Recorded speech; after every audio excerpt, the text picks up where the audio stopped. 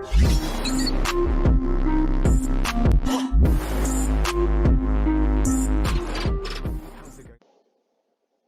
up guys, today I'm back with another video, and today I'm going to be talking about lighting in Roblox Studio.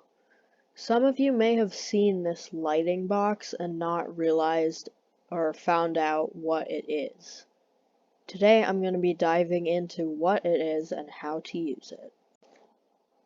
Lighting can be very important to fuel the atmosphere or feel of your game. So if you see what I'm doing here, I can remove this and the feel of the game and the general look will become very, very different. So there are a number of objects that you can add into lighting. There's sky, atmosphere, sun rays effect, color correction effect, bloom effect, blur effect, and more. Today I'm going to be talking about some of these and explaining how they work and what they do. The first thing that we're going to add is the sky. So in sky, if you select it, you can see all the properties. The first property we have is celestial bodies.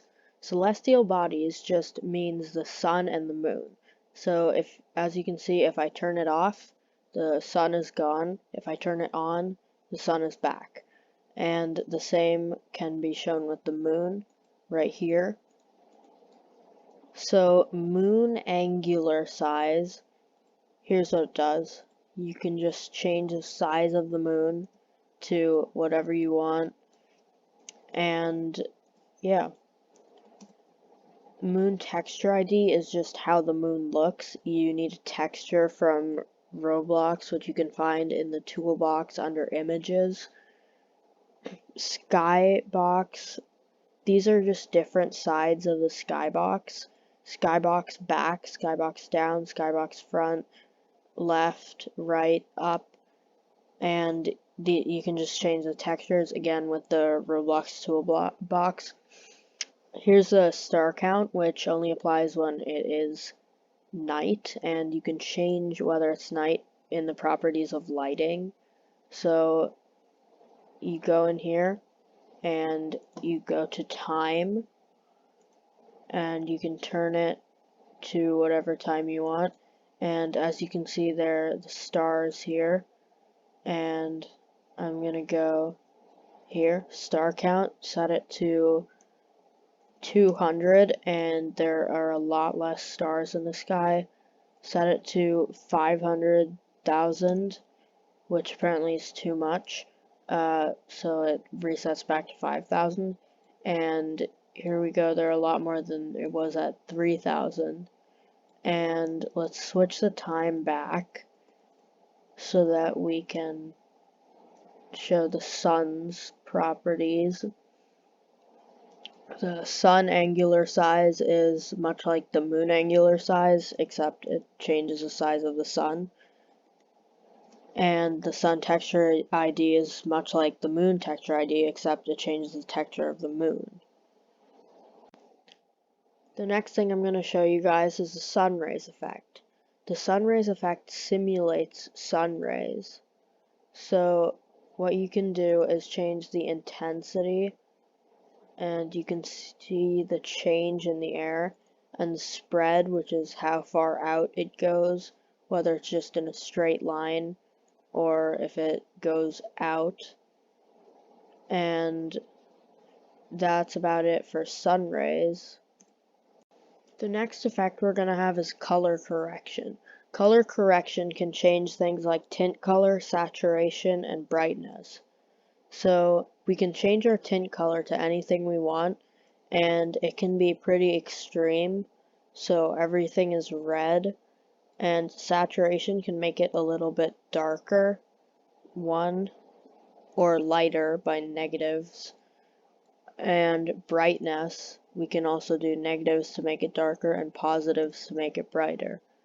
Contrast is just how much the colors are easily distinguished from each other. So as you can see, it's normal right here, and then I turn it down a little bit, and you can see it's kind of hard to distinguish between the colors more. And then if I turn it all the way down, it's kind of just everything blurs together. So let's set this to 1 so we can have a nice distinguish between every color. So that's about it for color correction. Okay, so before we move on to our next item, we're going to go into a couple properties of lighting. So first of all, we have ambient, which can slightly tint the world to a certain color. And then we have brightness, which can make the world darker or brighter. And global shadows, it just determines whether certain things have shadows, well, whether everything has a shadow. So if we turn this off, you can't see the shadow. Nothing has a shadow now because shadows are off. And our next thing we have here is clock time, which we went into a little bit earlier in the video. You can change the time, make it night, make it day, make it evening, make it afternoon. And fog end, you can turn this down to make it harder to see. So if I turn this to 100, then I can't see past 100 studs. Everything's foggy past that. And if I turn it to, say, 1,000, I can see like to the ends of the map pretty much, and then it kind of fogs out. And that's about it for lighting properties. Okay, now we have our final item, which is the blur effect. As you can see, everything gets blurry. You can use this for lobbies when there are buttons in front of the player, but the background will still be visible. So our properties of blur, all we have are enabled, which just enables it or disables it, and size, which just makes it more intense or less intense. So you can make it very blurry or not too blurry for a slight effect. So that's about it for this video. Thanks for watching. Please subscribe for more content. Like if you liked, dislike if you didn't like. See you guys next time. Stay safe, stay real. Peace.